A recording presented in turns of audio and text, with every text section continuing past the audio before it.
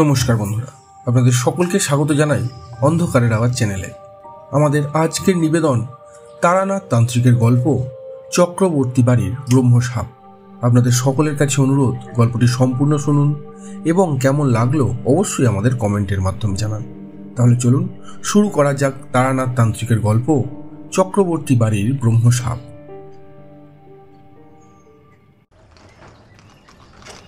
কিশোরীর শরীরটা কয়েকদিন থেকে ভালো নেই।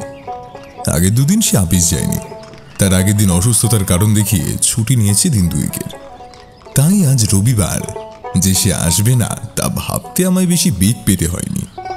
অথচ সকালের খাবারটা বাড়িতে খেয়ে যখন বাজারের ব্যাগ নিয়ে বাইরে বের হতে যাব, এমন সময় দেখি কিশোরী বাইরের গেট খুলে আমার বাড়িতে ঢুকছে। আমি তাকে দেখে নিজের অবাক ভাবটা একটুও না লুকিয়ে বললাম, সে কি, তোমার না শরীর অসুস্থ? কি দরকার ছিল আজ আসার? হ্যাঁ, এই কয়েকটা দিন না হয়। আমার কথা শেষ হওয়ার আগেই কিশোরী বলে উঠল, দূর, রোববারটাও মাটি করে দেবার কথা বলছো? এই একটা দিনই তো সপ্তাহে একটু নিজেদের মতো করে কাটানো যায়। এই সামান্য এই অসুস্থতার জন্য সেটাকেও বাদ দেবো বলছো? আরে সে তো পরের রোববারই যাওয়া যেত, আমি আর একা যাব না ভেবেছিলাম।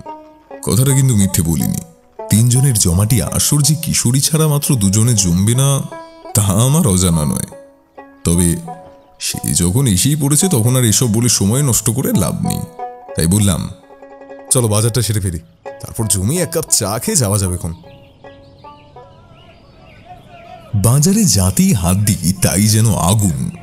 বাবা, যা দ্রুত হারে জিনিসপত্রের দাম বাড়ছে, তাতে 100 বছর পরে 200 টাকাতেও একদিনের বাজার ভালোভাবে কুলিয়ে উঠবে না। তবুও গিন্নির রাগী মুখ আর মাসের প্রথমের ভারী পকেটের দৌলতে বাজার বেশ ভালোই হলো। বাড়ি ফিরে বাজারের ব্যাগ গিন্নির হাতে দিয়ে ঝটপট এক কাপ করে চা খেয়ে আমরা রাস্তায় নামলাম। আর সাথে সাথেই আকাশ কালো করে নেমে এলো এক আকাশ মেঘ। আমরা হাঁটার গতি বাড়ালাম। তারানাথের বাড়ি পৌঁছেও কিন্তু আজ আর বৃষ্টি এলো না, বরং আকাশটা থমথমেই হয়ে রইল। একটু আগে অবধিও সামান্য হাওয়া বইছিল, তাও বন্ধ হয়ে গেল এর মধ্যেই। শুধু মাঝে মাঝে একটা ঠান্ডা হাওয়া দূরে কোথাও থেকে ভেসে আসছিল। সে হাওয়ার জোর নেই বেশি, তবে বেশ করে গায়ের জামার ভিতর ঢুকে কাঁপিয়ে দেয় শরীর। কিশোরী বলল, কি ঠান্ডা! উফ, দূরে কোথাও হয়তো বৃষ্টি হচ্ছে বুঝলে, তাই এমন ঠান্ডা হাওয়া দিচ্ছে।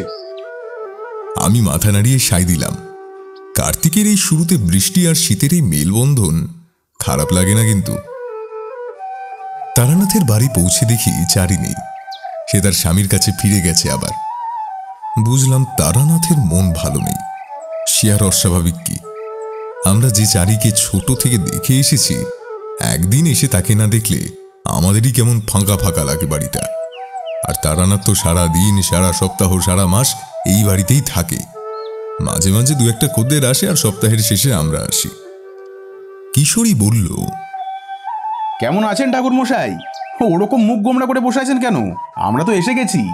তারানাথ সামনের দিকে তাকিয়ে হাসল। বড্ড সহজে সে হাসি। কোনো অবোধ বালকের শিশুসুলভ বায়না যখন আমরা অনায়াসেই মেনে নিই, তখন যেভাবে সে হাসে ঠিক তেমনই। তারপর একটু কেশে নিয়ে বলল, আর আসেই বা কে এই বুড়োর কাছে? তাও গল্প বলতে পারি বলেই তো তোমাদের আশা, নইলে কি আর অকারণে এই মুখ হতে? আমি জানি তারানাথ আমাদের ভালোবাসেন। অনেকবার অনেক কারণে তার কথায় আমরা তা বুঝেছি। এই মানুষটার জীবনে না পাওয়ার তালিকাটা অনেকটা দীর্ঘ। পাওয়ার হিসেবটুকু এতই কম যে তা মনে রাখতেও চায় না সে। তবে হ্যাঁ, মনটা বড় ভালো তার।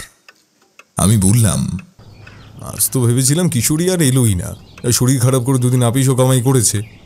এই কথায় তারানাথ একটু উদ্বিগ্ন হলেন। সে কি হে, কি হয়েছে? আরে তেমন কিছুই না, ওই একটু জ্বরের মতো হয়েছিল, ওই সব ধরতে হবে না, এখন একদম ঠিক আছি। বাইরের হাওয়া বাতাস সব ঠিক ভালো নয়। তোমরা তো দুপাতা বই পড়ে এইসবকে উড়িয়ে দাও। সাবধানে থাকবে। এই আশ্বিন কার্তিক মাসে কিছু তিথি খুব একটা ভালো নয়, তাই খুব সাবধান। কেন ভালো নয় কেন? তোমরা ওইভাবে সবটা ঠিক বুঝবে না। তবুও বলি, সব সময় মনে রাখবে, আলোর পিছনে যেমন অন্ধকার থাকে, ঠিক তেমনি শুভ কোনো কিছুর পিছনে ওত পেতে থাকে অশুভ। এই আশ্বিন কার্তিক 2 মাস আমাদের হিন্দু ধর্মের অনেক পুজো চলে। এই যেমন ধরো দুর্গা, কালী, লক্ষ্মী, আরও অনেক কিছু। এই সব দেবদেবীরা স্বর্গ থেকে মর্তে আগমনের সময় একটা দ্বার উন্মোচন হয়। খালি চোখে যা দেখা সম্ভব নয়, এর জন্য অনেক সাধনা করতে হয় সাধককে। কিন্তু সেটা আসল কথা নয়। আসল কথাটা হলো, ওই স্বর্গের পথের ঠিক উল্টো দিকেই অন্য একটা দরজাও খুলে যায়, আর সেটা নরকের। ঠিক যেমন তুমি যদি একটা আয়নার সামনে দাঁড়াও, তাহলে তুমি 2টো মানুষকে দেখতে পাবে, একটা সত্যি তুমি আর একটা আয়নার ছবিতে তুমি। ঠিক তেমনি স্বর্গ থেকে মর্ত পর্যন্ত আর নরক থেকেও মর্ত পর্যন্ত সেই পথ থাকে। তাই বললাম, এই সময়টা খুব সাবধান। আমি আর কিশোরী অবাক হয়ে তাকিয়ে রইলাম। এমন কথা তারানাথ কখনোই বলেনি আমাদের, আজই প্রথম। আমি তাকে বললাম, কিন্তু এই পথ মানে স্বর্গের পথ বা নরকের পথ কি কেউ দেখেছে? এ তো আর আকাশে রামধনু দেখতে পাওয়ার কথা নয় যে কেউ একজন দেখলো আর তারপর সবাইকে ডেকে ডেকে দেখালো। এমনও হতে পারে যে দেখেছে সে নিজেই জানে না সে কি দেখেছে। সত্যি বলতে আমি জীবনে কখনোই এই দুটোর একটাও দেখিনি। তবে বলেই তারানাথ বাইরের দিকে তাকালো। কিশোরী বলল, তবে কি? তারানাথ কোনো উত্তর দিল না। বাইরের দিকে তাকিয়ে বলল, তবে একজন দেখেছিল। নিজের অজ্ঞাতেই সে সম্মুখীন হয়ে পড়েছিল সেই স্বর্গপথের, আর তার ফলেই তার জীবনে নেমে এসেছিল ব্রহ্মসাপ। আমি চুপ করে রইলাম। বুঝতে পারলাম একটা আশ্চর্য ঘটনার কথা তারানাথের মুখে শুনতে চলেছি। আর তারানাথও নিজের স্মৃতি হাতড়ে হলদে হয়ে যাওয়া পাতাগুলো থেকে তুলে আনছিল একটা সত্যিকারের অবিশ্বাস্য কিছু, যা বিশ্বাস করতে না চাইলেও বিশ্বাস করতেই হবে। শুধু কিশোরী বলল, সে কি, স্বর্গপথে দেখার জন্য ব্রহ্মসাপ? এ আবার কেমন কথা? আমরা জানি সব খারাপের শেষে একটা ভালো থাকে। যাই হোক, সবার শেষে ভালোরই জয় হবে। কিন্তু আমরা এটা ভেবে দেখি না যে সব ভালোর শেষেও তো তেমন একটা খারাপ থাকতেই পারে। আসলে ভালো খারাপ, শুভ অশুভ, এগুলো সব মানুষের ক্ষেত্রে এক হয় না, আলাদা আলাদা হয়। তাহলে আজ সেই কথাই বলুন, ব্রহ্মসাপের কথা। হ্যাঁ, আজ ব্রহ্মসাপেরই গল্প শুনবো। তারানাথ আজ আর প্রতিবাদ করল না, বলল, সত্যি এ আমারও প্রথমে গল্প বলেই মনে হয়েছিল, আর তারপর তো। তাকে কথা শেষ করতে না দিয়েই বলল কিশোরী, আরে এবার আসল গল্পটা শুরু হোক না। ঠাকুরমশাই, আপনি বলুন, আর একদম অন্য কোনো কথা নয়। তারানাথ উজ্জ্বল মুখে প্যাকেট থেকে একটা সিগারেট বার করে ধরিয়ে বলতে শুরু করলো, সেবার অনেক দিন ধরেই আমি ছিলাম বর্ধমানের দিকে একটা গ্রামে। সেখান থেকে ফিরে আসার পথে গিয়ে পৌঁছেছিলাম শক্তিগড় নামের একটা জায়গার কাছাকাছি। তখন আশ্বিন মাসের শেষ। গ্রামের বিস্তৃত চাষের জমিতে সোনালি ফসল ফলে আছে। তার মাঝখান দিয়ে বহু দূর অব্দি মাটির রাস্তা চলে গেছে। দুদিকে মাঠ রেখে সেই রাস্তা দিয়ে দিনের রোদের মধ্যে চলা বেশ কষ্টকর। তবুও আকাশে অল্প মেঘের দেখা পাওয়া যাচ্ছিল, তাই রক্ষে।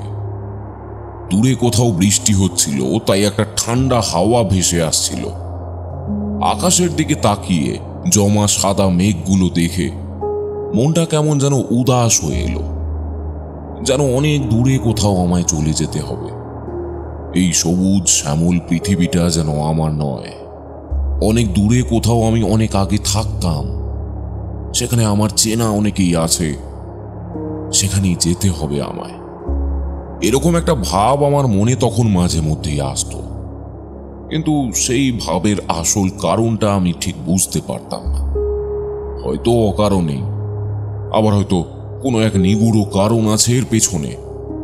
সে যাই হোক, দূরে দেখা যাওয়া গ্রামের সীমানা বরাবর আমি হেঁটে চললাম। রোদ থাকলেও তা গায়ে লাগছে না। দুদিনে মাঠ পেরিয়ে সবুজ সীমানা দেখা যাচ্ছে।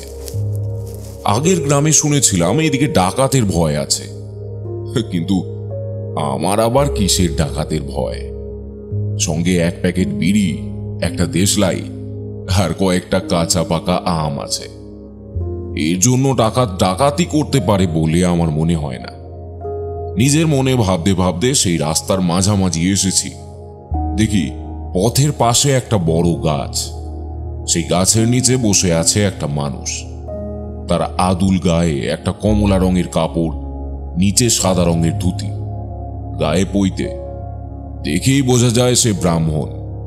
তার মুখের অবস্থা কিন্তু বিমর্ষ। আমি তার দিকে এগিয়ে যেতে লাগলাম। দূর থেকে যা দেখতে পাইনি তা সামনে এগিয়ে গিয়ে তারপর দেখতে পেলাম। গাছের ডালে লম্বা করে ঝোলানো একটা গামছা, আর তাতে একটা ফাঁস বানানো রয়েছে। মানুষটার মুখের বিমর্ষতার সঙ্গে মিশে আছে তার চোখের কোলে শুকিয়ে যাওয়া জল। আমি এক মুহূর্তে বুঝতে পারলাম কি হতে চলেছে। আমি যদি আর একটু দেরি করে আসতাম তাহলে হয়তো দেখতে পেতাম একটা ঝুলন্ত মৃতদেহ।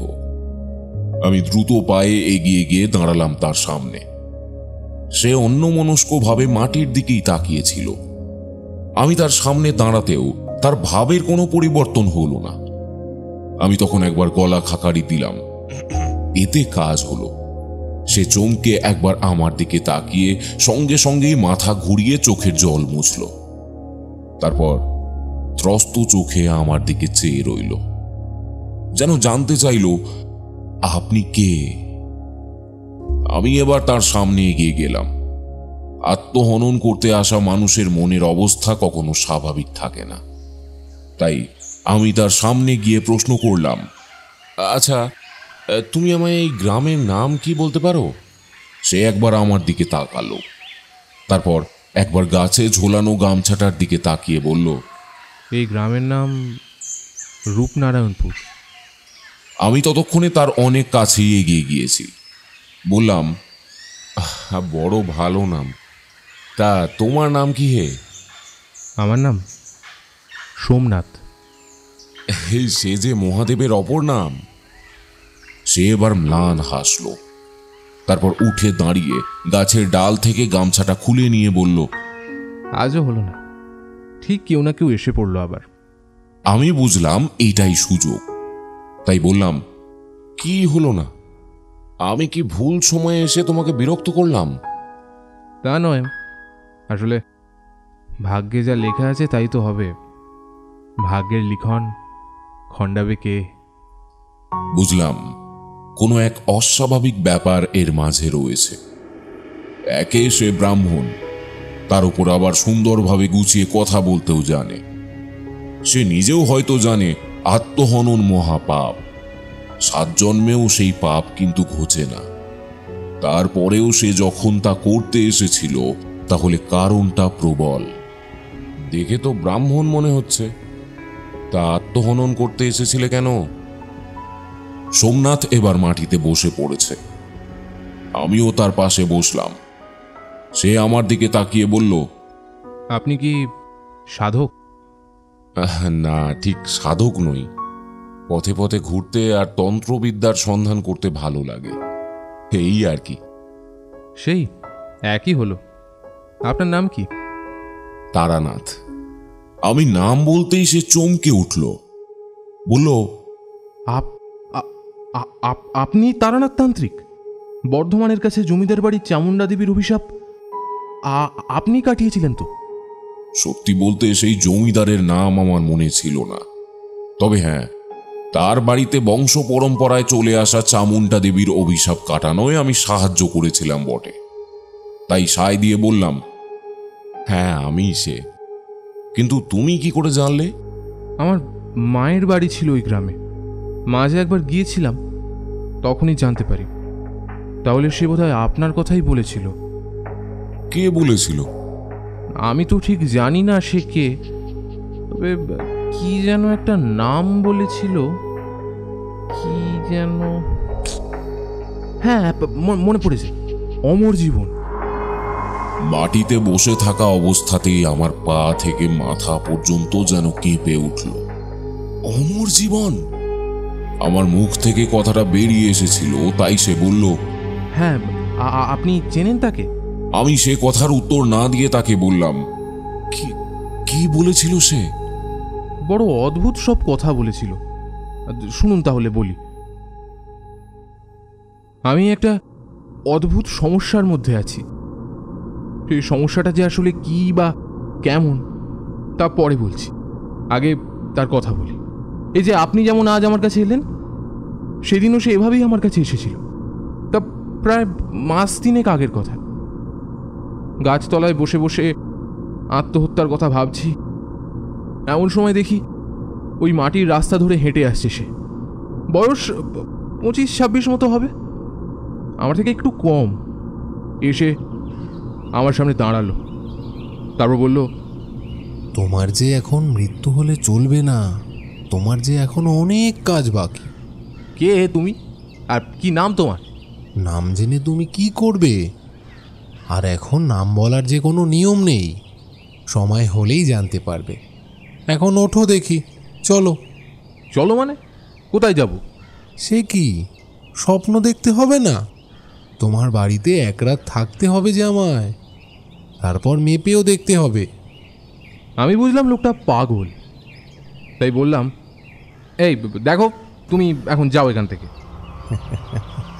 আমি চলে গেলে যে হবে না, আমি স্বপ্ন না দেখলে সে যে আসতে পারবে না, আর সে না এলে তোমার ব্রহ্মসাপ মুছবে কি করে? এবার আমি সোমনাথকে প্রশ্ন করলাম, ব্রহ্মসাপ? হ্যাঁ, ব্রহ্মসাপ। তার আগে বাকিটা শুনুন। তার কথা শুনে আমার শিরদাঁড়া শক্ত হয়ে গেল। আমি বললাম, ব্রহ্মসাপের কথা তুমি জানলে কি করে? এই কথার উত্তর তোমার না জানলেও চলবে। এখন চলো দেখি, আলো থাকতে থাকতে বাড়িটা মেপে নিতে হবে। দেরি করো না, চলো।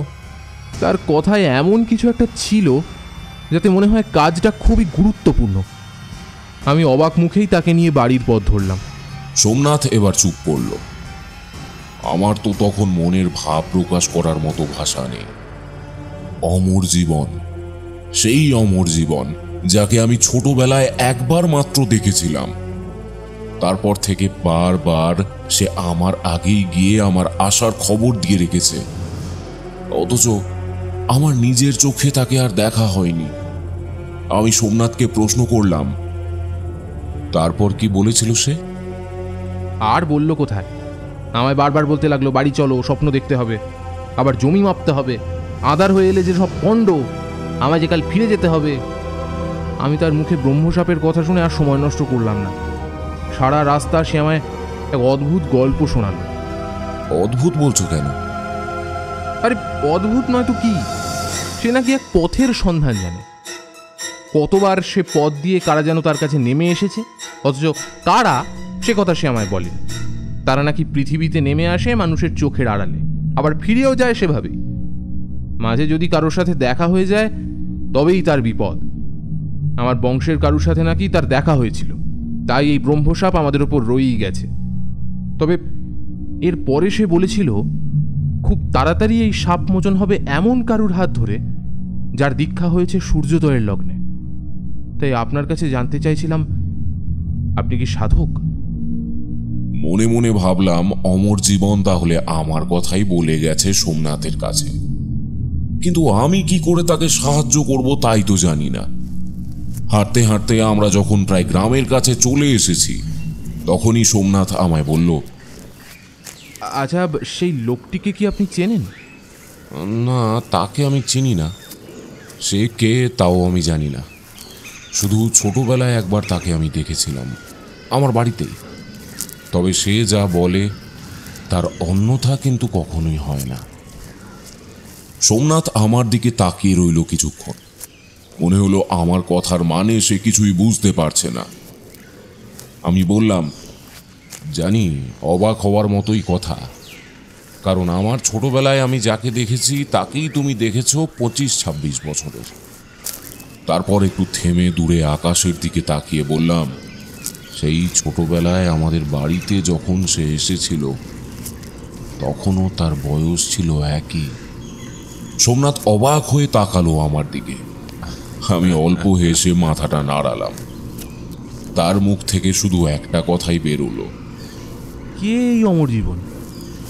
এর উত্তর অবশ্য আমার জানা ছিল না, তাই কথা না বলে চুপচাপ আমি হাঁটতে লাগলাম।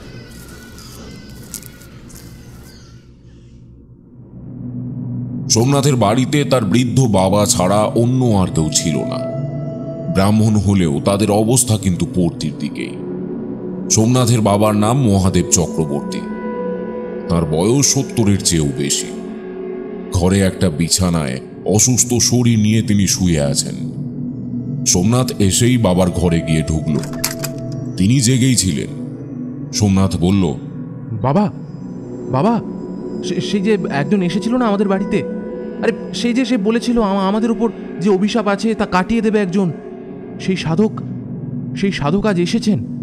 বৃদ্ধ বোধ হয় চোখেও কম দেখেন। বিছানার ওপর ধীরে ধীরে উঠে বসলেন। চোখের ওপর হাত এনে দেখবার চেষ্টা করলেন একবার। আমি তার সামনে এগিয়ে গিয়ে পাশেই একটা বেতের মোড়ার ওপর বসে পড়লাম। বৃদ্ধ অনেক কষ্টে বললেন, কে কে বাবা তুমি? কি নাম তোমার? আমি নাম বললাম আমার। তিনি বললেন, তুমি তুমি সাধক? তোমার দীক্ষা সূর্যগ্রহণের সময় হয়েছিল। তুমি পারবে, তুমি পারবে, তুমি পারবে বাবা আমাদের সেই ব্রহ্মসাপের হাত থেকে রক্ষা করতে। তুমি পারবে। তারানাথ এবার থামে, কিশোরী প্রশ্ন করে, ঠাকুরমশাই, এই যে আপনি বারবার ব্রহ্মসাপের কথা বলছেন, সেই ব্রহ্মসাপটা কি? আরে সেটাই তো জানা গেল না এখনো। রোসো রোসো, সময় হলেই ঠিক বলবো খন। এই রে, একদম ভুলে গেছি। এই তোমরা একটু বসো। হ্যাঁ। তারানাথ একবার উঠে ভেতরে গেল। যখন ফিরে এলো তার হাতে শালপাতায় জিলিপি আর লাড্ডু। তারানাথ হেসে বলে, সকালে একজন খদ্দের এসেছিল, সেই ফিরে যাওয়ার সময় দিয়ে গেছে এইসব। আমার আর একা খেতে ইচ্ছে হলো না, তাই ভাবলাম তোমাদের সঙ্গে খাবো। আমরা জিলিপি ভেঙে মুখে পুরে চিবোতে চিবোতে তারানাথকে বললাম, আচ্ছা, এই যে অমর জীবন, তার সাথে কি আপনার আর কখনোই দেখা হয়নি? না, সেই একবার ছাড়া আর কখনোই হয়নি। শুধু একবার সে আমার অনেক কাছাকাছি এসেছিল, তবে দেখা দেয়নি। আহা, আসল কথাটাই তো হচ্ছে না। ঠাকুরমশাই, আপনি শুনুন না, বলছি সোমনাথের বাবা মানে মহাদেব চক্রবর্তীর কথা বলুন না। হ্যাঁ, সেই কথাই বলি। মহাদেব চক্রবর্তী আমায় বললেন, বাবা, এক ব্রহ্মসাপ আমি কাঁধে করে নিয়ে আজ প্রায় শেষ জীবন পর্যন্ত না মরে বেঁচে রয়েছি। নিজের চোখের সামনে আমার জন্যই আমার পরিবারের সবার মৃত্যু দেখলাম, অথচ আমার মৃত্যু নেই, আমার মৃত্যু। কি সেই ব্রহ্মসাপ আমায় বলুন আপনি, যদি আমি কিছু সাহায্য করতে পারি আপনাদের। তুমি সাহায্য করবে বাবা? আমরা তো কারোর অপেক্ষাতেই বসে আছি যে আমাদের এই শ্রাপ থেকে উদ্ধার করবে। এই বাবা সোমনাথ, তুমি ওনাকে একটু জল খেতে দাও। কত দূর থেকে ক্লান্ত হয়ে এসেছেন। দাও দাও, জল খেতে দাও, দাও। সোমনাথ জল আর সাবু নিয়ে এলো। আমি প্রবল আপত্তি করলেও পরে বাধ্য হয়ে সবটাই খেলাম।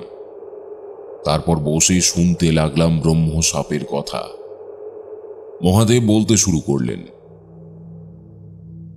তখন আমার বয়স কম, সবে বিয়ে করেছি। এ গ্রাম আর পাশের দু একটা গ্রামে বাবার নাম ডাক ছিল খুব। ব্রাহ্মণ হিসেবে তো বটেই, মানুষ হিসেবেও তিনি ছিলেন যথেষ্ট ভালোই। জমিদার বাড়ির গৃহদেবীর পুজো তার ওপরেই ন্যস্ত ছিল। আমিও তার সাথে মাঝে মাঝেই যেতাম। পাশের গায়ের কয়েকজন গৃহস্থের বাড়িতেও আমার রোজকার পুজোর কাজ ছিল বাবার সাথে। ভালোই চলছিল আমাদের জীবন। হঠাৎ করেই বাবা মারা গেলেন। সব কাজের ভার আমার ওপর পড়ল। মা আর বউকে নিয়ে আমার সংসার ভালোই সুন্দরভাবে চলছিল। কাজ বেড়েছিল আরো, কারণ এখন আর বাবা নেই। কাজ সেরে গ্রামে ফিরতে অনেক দেরি হয়ে যেত। একদিন তেমনি পাশের গ্রাম থেকে পুজো শেষ করে ফিরছি। গ্রামের শেষের দিকে যেখানে পথ গিয়ে মিশেছে একটা জঙ্গল মতো জায়গায়, তার পাশ দিয়েই একটা পথ এসেছে এই গ্রাম থেকে পাশের গ্রামে। সেই পথ দিয়েই আমি রোজ ফিরি। সেদিনও ফিরছিলাম সেভাবে। হঠাৎ জঙ্গলের দিকে তাকিয়ে দেখি একটা বছর 13 কি 14 এমন কিশোরী দাঁড়িয়ে আছে। তার পরনে একটা লাল পাড়ের সাদা রঙের শাড়ি, খোলা চুল ছড়িয়ে আছে পিঠের ওপর। আমি তাকিয়ে দেখি সে উল্টো দিকে ঘুরে দাঁড়িয়ে আছে। আমি ভাবলাম, এত রাত্রে এরকম একটা জায়গায় কোন বাড়ির কিশোরী মেয়ে দাঁড়িয়ে আছে। ভাবলাম বাড়ি চলে যায়, হয়তো কেউ আশেপাশে আছে, এক্ষুনি এসে পড়বে। এবার আমি আস্তে আস্তে এগোতে লাগলাম বাড়ির দিকে। কিছুটা এগিয়ে এসেছি, কি মনে হতে পেছনে তাকিয়েছি। এমন সময় দেখি সেই মেয়েটি সেই জঙ্গলের দিকে হেঁটে যাচ্ছে। এবার আমার ভয় হলো। আমি ভাবলাম, এত রাত্রে জঙ্গলে যদি কোনো বিপদ হয়। আমার মন মানল না। আমি এবার ঘুরে দাঁড়ালাম। আমার হাতে যজমানের বাড়ি থেকে পাওয়া সিধে আর কিছু পয়সা, সেগুলো এক পাশে রেখে আমি এগিয়ে যেতে যেতে বললাম, কে মা তুমি? এত রাত্রে এখানে কি করছো? সে যেন আমার কথা শুনতেই পেল না। তার চলার ধরন যেন সামান্য মন্থর। সে একটু অন্যদিকে না তাকিয়ে একভাবে তাকিয়ে রইল জঙ্গলের দিকে আর হেঁটে যেতে লাগলো। আমি যতই তার দিকে যাই, তার হাঁটার গতি যেন আরো বেড়ে যায়, অথচ সে অতি মন্থর গতিতে হাঁটছে। তার মাথার চুল নড়ছে না, সামান্যতম না। কিছুক্ষণ এভাবে হাঁটার পর আমি আবার ডাকলাম তাকে, শুনতে পাচ্ছ মা? ওদিকে কোথায় যাচ্ছ? যেও না, ওদিকে জঙ্গল। সে শুনল না কিছুই। আসলে শুনতেই পাচ্ছে না সে কিছু যেন। এবার আমি ছুটে যেতে শুরু করলাম তার দিকে। সবচেয়ে অদ্ভুত ব্যাপারটা হলো, এতক্ষণে কিন্তু আমি একবারও তার মুখ দেখতে পাইনি। তার পশ্চাৎ দেশ থেকে আমি তাকে দেখতে পাচ্ছি। আমি দ্রুত এগিয়ে যাচ্ছিলাম তার দিকে। মহাদেব চক্রবর্তী থামলেন। তাঁর দু চোখে একটা অচেনা ভয় ফুটে উঠল। শীর্ণ জীর্ণ চোখে মুখে এক ভীতির উদ্রেক হলো যেন। একটা উঠে আসা কাশির দমক তার গলা রুদ্ধ করে দিল। আমি বললাম, আজ না হয় থাক, আপনার শরীর অসুস্থ। মহাদেব চক্রবর্তী আমার মুখের কথা কেড়ে নিয়ে বললেন, না বাবা, না, আমার মৃত্যু এত সহজে হবে না। ধীরে ধীরে মরবো আমি, ধীরে ধীরে।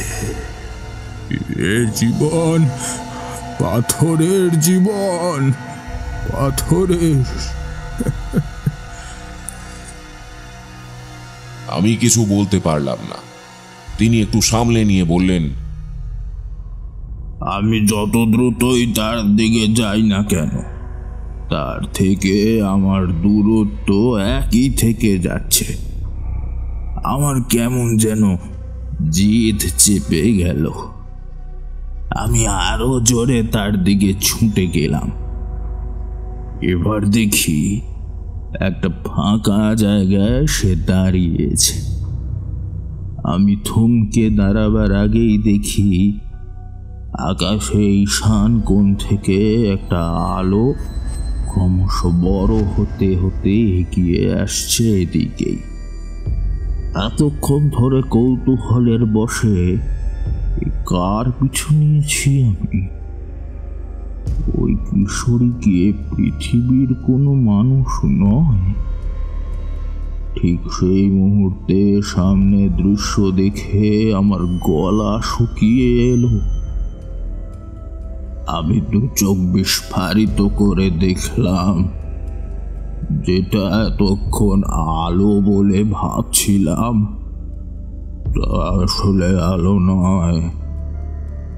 একটা সিঁড়ি, একটা আলো সিঁড়ি, যা মাটি থেকে সামান্য পড়ে শুরু হয়ে দূর আকাশে মেঘের গায়ে মিশে গেছে। আর সেই কিশোরী মেয়েটি আমার উপস্থিতি সম্পূর্ণ অগ্রাহ্য করে এগিয়ে যাচ্ছে সিঁড়ির দিকে। এই কথা শুনে আমি অবাক হয়ে গেলাম। প্রশ্ন করলাম, তারপর কি হলো? মহাদেব চক্রবর্তী কেমন যেন ম্লান চোখে আমার দিকে তাকালেন। তার কুঁচকে যাওয়া গালের উপর দু ফোঁটা জল গড়িয়ে পড়ল।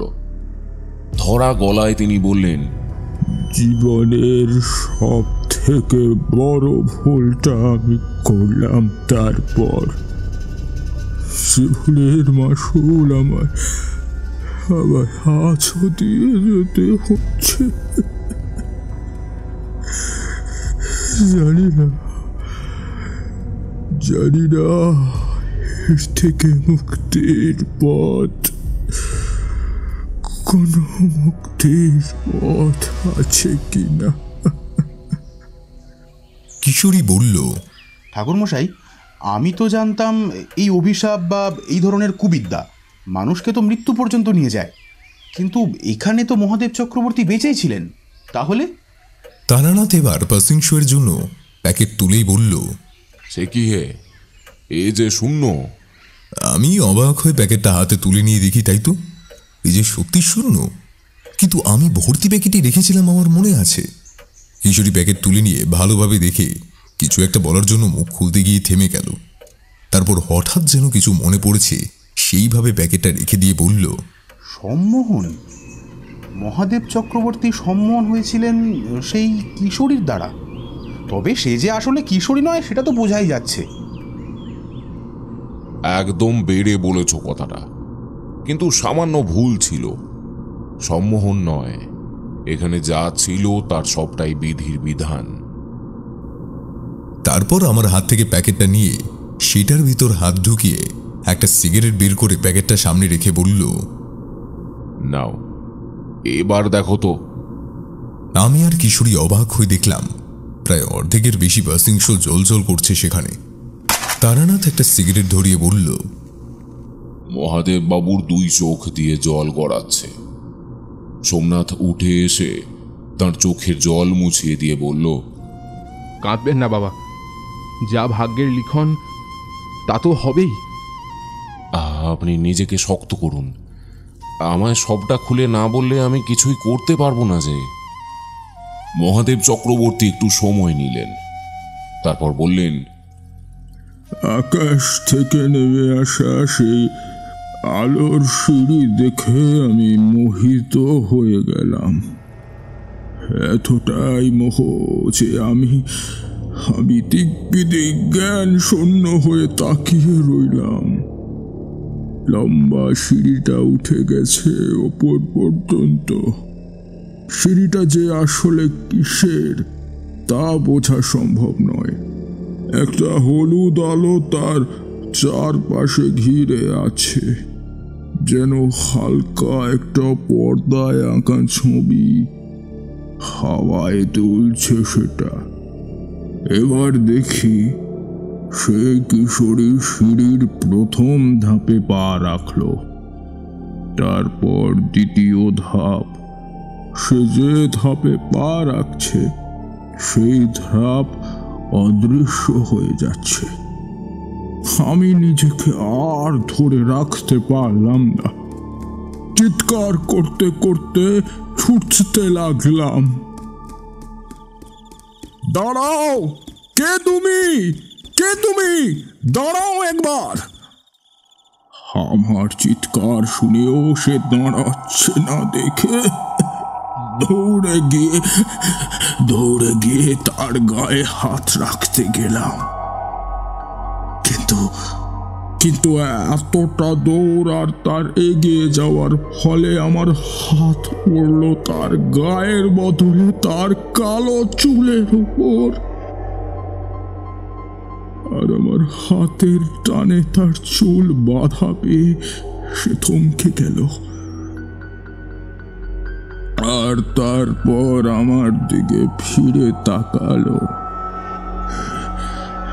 এবার আবার পায়ের তলা থেকে মাটি সরে গেল যেন। কোথায় কিশোরী মেয়ে? এ যে অন্য কেউ। 2 হাতের মধ্যে ধরা লাল পদ্ম, আর একটা হাতে সোনার ঘোড়া। সেই ঘোড়া থেকে সোনার মোহর আর ধান উপচে পড়ছে। এ যে স্বয়ং মা লক্ষ্মী। আমি নিজের অজান্তেই হাঁটু মুড়ে বসে পড়লাম সিঁড়ির কাছে। এত তেজের আলো আমার সামনে জ্বলছিল যে চাইলেও আমি তাকাতে পারছিলাম না। এভাবেই বসেই আমি শুনতে পেলাম তার গভীর স্বরে বলা কথা। তুই সামান্য মনুষ্য হয়ে আমার ফেরার পথে আমায় ছুঁয়ে দিলি। এবার পুরো 1 বছর আমায় এখানে থেকে যেতে হবে। তার কথার সাথে সাথেই গোটা স্থান জুড়ে সে এক ঝড় উঠল। আশেপাশের জঙ্গল আর বড় বড় গাছ শো শো শব্দে আন্দোলিত হতে লাগলো। সে কি ভীষণ শব্দ! আমার চোখ, আমার কান, 2 যেন নিজের কাজ করা ভুলে যেতে লাগলো একই সাথে। আমি মাটিতে বসে থেকে বুঝতে পারলাম কৌতূহলের বসে বড় একটা ভুল করে ফেলেছি। বড় একটা ভুল। এরই মাঝে সে আবার বলল, দেব কার্য বাধা দেবার অপরাধে আমি তোকে অভিশাপ দিচ্ছি। তুই যত দিন জীবিত থাকবি তত দিন তোর বংশের সবাই নির্বংশ হবে। তুই সবার মৃত্যু নিজের চোখে দেখবি। এবার আমি নিজেকে আর স্থির রাখতে পারলাম না।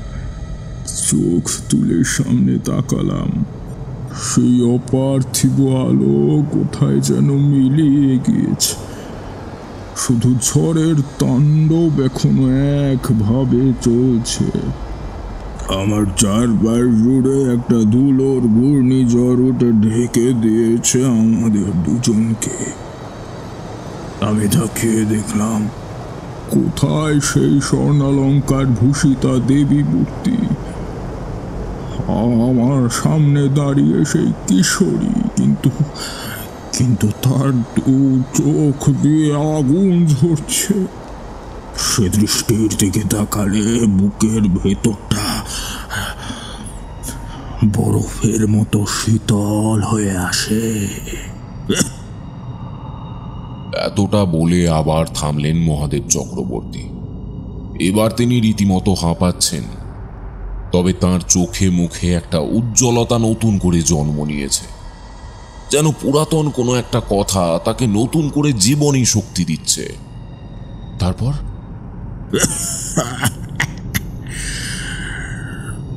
তারপর কি হয়েছিল আমি জানি না। যখন জ্ঞান ফেরল দেখি আমি ঘরে নিজের বিছানায়। তখন সোমনাথ অনেক ছোট। ওর বড় দুই দাদা কাশীনাথ আর গয়ানাথ আমায় খুঁজতে খুঁজতে ওই জঙ্গলের কাছে পায়।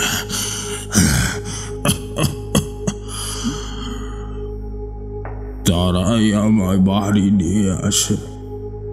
আমার প্রায় 2 সপ্তাহ খানেক জ্বর ছিল, গায়ে বল নেই, হাঁটতে গেলেই মাথা ঘোরে। প্রথমে কাউকেই কিছু বলিনি, আসলে নিজেরই সবটা বিশ্বাস হচ্ছিল না। কিন্তু একদিন রাত্রে স্বপ্নে দেখলাম সেই কিশোরীকে আমার দিকে তাকিয়ে বাম হাত তুলে কি যেন বলছে। কি বলছে শুনতে পাননি? মহাদেব মাথা নাড়ালেন। সেই এক স্বপ্ন পর 7 দিন দেখলাম, আর তারপরেই আমার গয়ারাম সাপের কামড়ে মারা গেল। আমি আর থাকতে পারলাম না, গিন্নিকে সব খুলে বললাম। সে মুখ্য মানুষ এসব ভালো বুঝলো না। সে বলল, দেবতা কুপিত হয়েছেন আপনার উপর। অনেক রাত্রে আমি বাইরে বেরিয়ে দেখেছি উঠোনের কাছে কে যেন দাঁড়িয়ে। এভাবেই প্রায় 2 বছরের মধ্যে 2 ছেলে, গিন্নি, ছেলেদের 2 বউ, ছেলে পুলে সব মারা গেল। কিন্তু অদ্ভুতভাবে আমার এই সোমনাথের কিন্তু কিছু হলো না। একবার এক বড় সাধক এসেছিলেন এদিকে, তার কাছে ভর্তি দিয়ে সব বললাম। প্রথমে তো সব শুনে সে আমার ওপর রেগে গেল, অনেক কুকথা বলল। তারপর শান্ত হয়ে কাছে ডাকলো, বলল, তুই যা করছিস তা বড় অন্যায়। এ অন্যায়ের ভার ভীষণ। তোর বংশ নির্বংশ হবে, কিন্তু তোর ছোট ছেলের কিছু না হওয়ার কারণ আমি ঠিক বুঝতে পারছি না বেটা। তুই কাল একবার আয় আমার কাছে। গেলাম পরদিন। সে বলল, এইসব পূর্ব নির্ধারিত। কাল এইসব কিছু অনেক আগেই লিখে রেখেছে। তোর হাত দিয়েই দেবীকে পৃথিবীতে বন্দি করেছেন সেই, যাতে দেবীর প্রভাবে এই গ্রাম আর আশপাশের গ্রামের উন্নতি হয়। তবে তুই পূর্ব জন্মে চণ্ডাল হয়ে জন্মেছিলি, তার পাপেই এই জন্মে তোর এই অবস্থা। তোর ছোট ছেলে ছিল ব্রাহ্মণ, সাক্ষাৎ মায়ের পূজারী ছিল সে, তাই তার কোনো ক্ষতি হয়নি, একমাত্র সেই বারে তোকে উদ্ধার করতে। কিন্তু সেই সময় এখনো আসেনি। এক সাধক আসবেন তোদের বাড়িতে, যার দীক্ষা হয়েছে সূর্যগ্রহণের সময়। সেই উদ্ধার করবে তোদের। মহাদেব চক্রবর্তী এবার আমার দিকে তাকিয়ে বললেন, তুমি সেই সাধক। আমি আর কতদিন বাঁচব? তুমি আমার সোমনাথকে অভিশাপ থেকে উদ্ধার করো, উদ্ধার করো। এতক্ষণ সোমনাথ দাওয়ার কাছে হেলান দিয়ে বসেছিল। এবার সে বলল, আপনাকে যার কথা বলেছিলাম সেও ওই একই কথা বলেছিল আমায়। এই ভিটেতেই সে ঘুমিয়েছিল রাত্রে, আর বলেছিল নতুন জীবনের জন্ম হয়েছে যেখানে, সেখানেই আছে এই অভিশাপ থেকে উদ্ধারের মন্ত্র। আরও অনেক কথা বলেছিল। আমি মহাদেবের দিক থেকে সোমনাথের দিকে তাকালাম। বললাম, সে যা যা বলেছিল আমায় বলো। সব তো ঠিক মনে নেই, তবে বারবার বলছিল অভিশাপের মধ্যেই লুকিয়ে আছে অভিশাপ খণ্ডনের উপায়। মুক্তি না দিলে কেউ মুক্তি পাবে না। ওকে ছেড়ে দাও, ওকে যেতে দাও। আমি বুঝতে পারলাম না এইসব কথার অর্থ, তবুও বললাম, আচ্ছা তুমি ওই মাঠের মাঝে আত্মহনন করতে গিয়েছিলে কেন? সোমনাথ একটু সময় নিল, তারপর বলল, গ্রামে এরোর বাড়িতে পুজো করে যেটুকু পাই তাতে দুটো পেট চলে না ভালোভাবে। এমনিতেই ভালো লাগে না এসব। তার মধ্যে ঘুমলেই স্বপ্নে দেখি এক নারী মূর্তি, তার সারা শরীরে মাটি মাখা, শুধু মুখটা ভালোভাবে দেখা যায়। সে হাসে, শুধুই হাসে আমার দিকে তাকিয়ে। মাঝে মাঝে কাদা মাখা হাত তুলে আমায় ডাকে তার দিকে। রাত্রের স্বপ্নের পর আমি যেন কেমন হয়ে যাই জানেন। মনে হয় এসব আমার জন্য নয়, আমার এখানে থাকার কথাই নয়। অনেক দূরে যেতে হবে আমাকে। এই ভাবতে ভাবতে কখন যে ওখানে চলে যাই আমি নিজেও জানি না। এবার আমি মহাদেবকে প্রশ্ন করলাম, আপনি সেই কিশোরীকে কোথায় দেখেছিলেন? সেই জায়গা কি সোমনাথ চেনে? তিনি মাথা নাড়িয়ে সায় দিলেন। সোমনাথ বলল, আমি বাবার সাথে অনেকবার সেখানে গেছি আগেও, আমি চিনি। আপনি যাবেন? আমি আর অপেক্ষা করলাম না, দুজনে মিলে তখনই বেরিয়ে পড়লাম। সেই একই রাস্তা ধরে আমরা হাঁটছি। সোমনাথ চুপচাপ হাঁটছে আমার সঙ্গে। আমার মাথার মধ্যে অমর জীবনের কথাগুলো শুধু ঘুরপাক খাচ্ছে। নতুন জন্ম, মুক্তি, কার জন্ম হয়েছে নতুন করে, কাকে মুক্তি দিতে হবে, এইসব ভাবতে ভাবতেই একসময় সোমনাথ দাঁড়িয়ে পড়ল। আমায় বলল, এই সেই স্থান। সামনে তাকিয়ে আমি অবাক হয়ে গেলাম। এখানে আসার আগে আগের গ্রামে রাত্রি যাপনের সময় আমি এক স্বপ্ন দেখেছিলাম। সেই স্বপ্নে আমি এই জায়গাটাই দেখেছিলাম। দুটো মাটির রাস্তা এসে মিশেছে একটা স্থানে। তার বাঁ দিকে জঙ্গল আর ডান দিকে ফাঁকা জায়গা। তার থেকে একটু দূরে আবার জঙ্গল শুরু হয়েছে, তবে তার মাঝখান দিয়ে আবার একটা রাস্তা। সোমনাথ বলে, এখানেই বাবা পড়েছিলেন বলে শুনেছি। তবে বাবা আমায় বলেছিলেন তিনি ওই জঙ্গলের ভেতরে দেখেছিলেন তাকে। আমি সেদিকে হাঁটতেই সোমনাথ আমার পিছু নিল। এদিকে জঙ্গল কিছুটা কম, এক জায়গায় একটা ছোট ঢিবি মতো। তার সামনে গিয়ে দাঁড়িয়ে এদিক ওদিক তাকাচ্ছি। এমন সময় সোমনাথ বলল, এই ঢিবিটা এখানে কবে হলো? আগে তো দেখিনি। আমি এবার চমকে উঠলাম। সোমনাথের সামনে গিয়ে তার কাঁধ ধরে ঝাঁকিয়ে বললাম, সোমনাথ, আমার কথা ভালো করে শোনো। যদি এই অভিশাপ থেকে বাঁচতে চাও তাহলে ভালো করে মনে করে বলো অমর জীবন ঠিক কি বলেছিল। সে এবার অবাক হয়ে আমার দিকে তাকালো, তারপর মাথায় হাত দিয়ে বসে পড়ল। সে যেন খুব চেষ্টা করছে কিছু মনে করার। আর আমি বারবার তাকিয়ে দেখছি সেই ঢিবিটা। মাত্র হাতখানেক উঁচু সেই ঢিবি, সবুজ ঘাস গজিয়েছে তার উপর।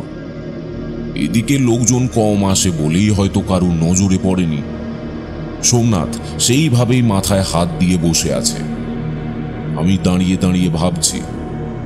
এমন সময় সোমনাথ বলে উঠল, মুক্তি দাও তাকে। মুক্তি না দিলে কেউ মুক্তি পাবে না। মাটিতে যার নতুন জন্ম হয়েছে সেই তোমাদের এই অভিশাপ খণ্ডন করতে পারবে। বলেই লাফিয়ে উঠল প্রায় সোমনাথ।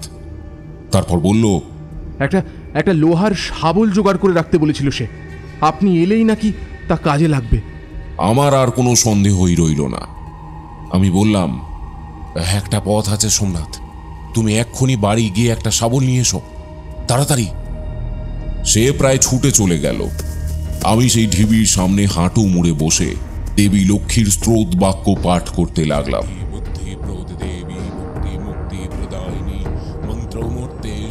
তারপর এক মনে ধ্যানের মাধ্যমে তাকে ডাকতে লাগলাম। কতক্ষণ কেটেছে জানি না, সোমনাথের গলার শব্দে আমার ধ্যান ভাঙল। তাকে বললাম, তাড়াতাড়ি এই ঢিবিটা খুঁড়ে ফেলো। কিন্তু সেই শাবলের একটা আঘাত করতেই শান্ত প্রকৃতিতে একটা ঝড় উঠল যেন। এই আশঙ্কাই আমি করেছিলাম। আমি জোরে জোরে দেবীর মন্ত্র জপ করছি, আর সোমনাথ গায়ের সমস্ত শক্তি দিয়ে সেই ঢিবি খুঁড়ে চলেছে। ঝড় কিন্তু বেড়েই চলেছে। চারপাশের গাছের দল প্রবল বিক্রমে মাথা নাড়িয়ে বাধা দিয়ে চলেছে আমাদের এই ক্রিয়াকলাপের। ছোট জঙ্গলটা থেকে এক টানা শোঁ শোঁ শব্দ আসছে। আমি কিন্তু মন্ত্রপাঠ থামাইনি। ধুলো আর ভাঙা ডাল পাতা উড়ে আসতে লাগলো আমাদের দিকে। একবার তাকিয়ে দেখলাম, এতক্ষণের পরিষ্কার আকাশে কয়েক মুহূর্তের মধ্যে যেন কালো মেঘ জমে এসেছে। তার মাঝেই শাবলের সব শব্দ ছাড়িয়ে এবার আসছে আর একটা শব্দ। কেউ যেন নুপুর পায়ে হেঁটে বেড়াচ্ছে আমাদের চারপাশে, অথচ আমরা কিছুই দেখতে পাচ্ছি না। হঠাৎ করেই আমার মনের ভিতরে কেমন একটা অনুভূতি হতে লাগলো। আমি দেখেছি মধুসুন্দরী দেবীর আশীর্বাদে কিছু অশুভ হওয়ার আগে আমি তার আভাস পাই, কিন্তু এখনকার এই আভাস অশুভ কিছু নয়, বরং অতিরিক্ত শুভ কিছু। হঠাৎ করেই আমার ভীষণ ভয় হতে লাগলো।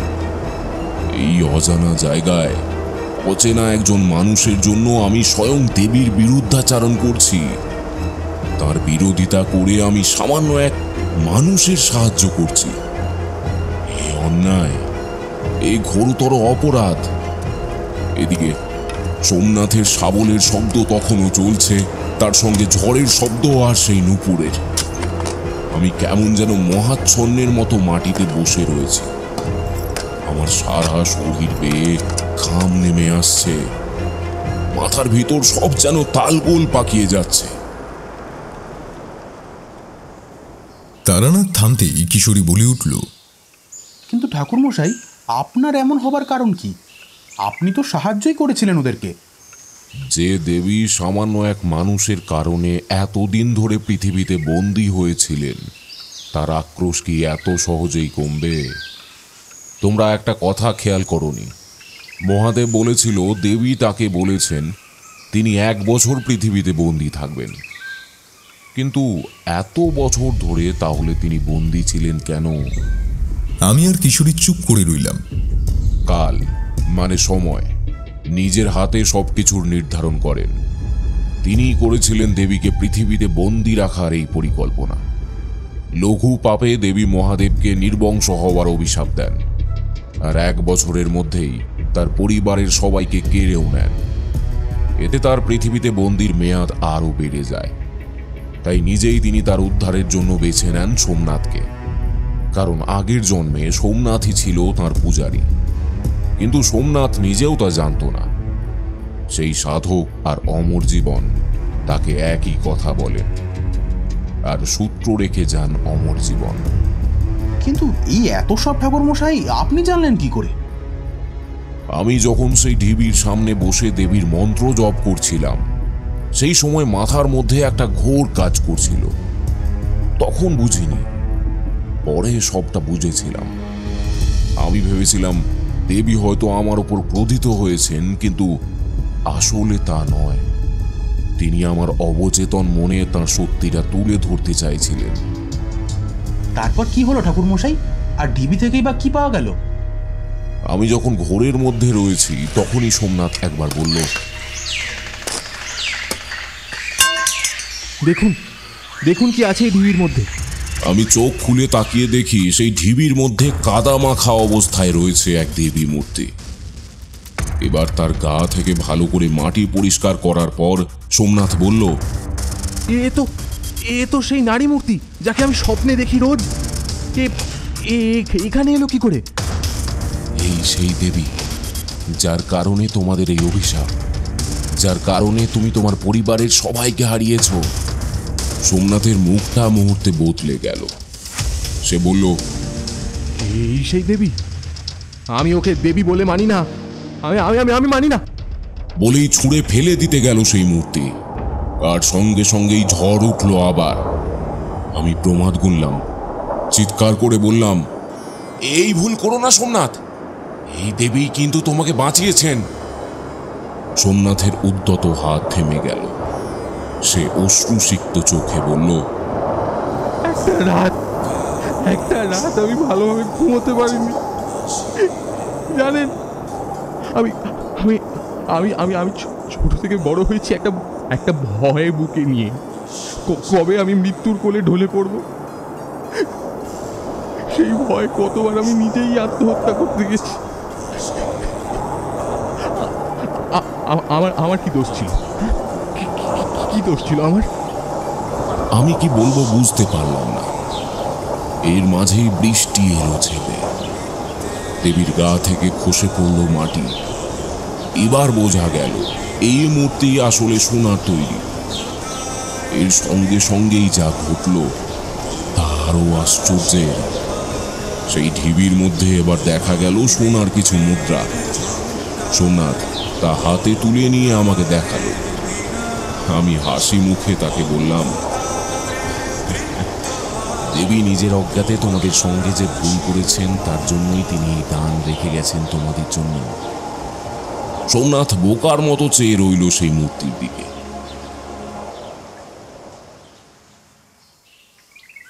সেই মূর্তি আর সোনার মুদ্রা নিয়ে আমরা বাড়ি ফিরে গেলাম।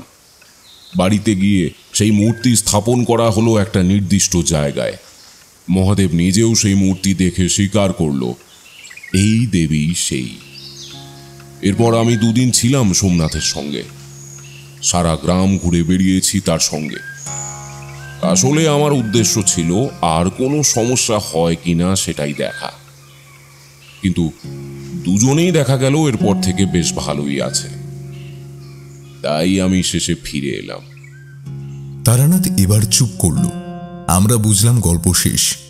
কিশোরী আবার বলল, এরপর কি হলো? এরপর কি হয়েছিল আমার আর জানা নেই। তবে সোমনাথ আর মহাদেব চক্রবর্তী চেয়েছিলেন আমি যেন কিছু মুদ্রা নিই, কিন্তু আমি নিইনি। এরপর বোধ হয় তাঁদের আর কোনোদিন কোনো সমস্যা হয়নি। সেই মুদ্রা আমি প্রচণ্ড বৃষ্টির মাঝে দাঁড়িয়ে হাতে নিয়ে দেখেছিলাম। তার একদিকে ছিল মহালক্ষ্মীর ছবি, আর অন্যদিকে প্রজ্ঞা পারমিতার। তারানাথ থামল। আমরা উঠে বাইরে চলে এলাম। রাস্তায় হাঁটতে হাঁটতে কিশোরী প্রশ্ন করল, আচ্ছা বিভূতি, এই যে আগের জন্মের কথা তারানাথ বললেন, তবে তারানাথ আগের জন্মে কি ছিলেন বলতো? আর আমরাই বা কি ছিলাম? আমি দুই হাত আকাশের দিকে তুলে বললাম, বোধহয় মানুষ অথবা হয়তো গাছ।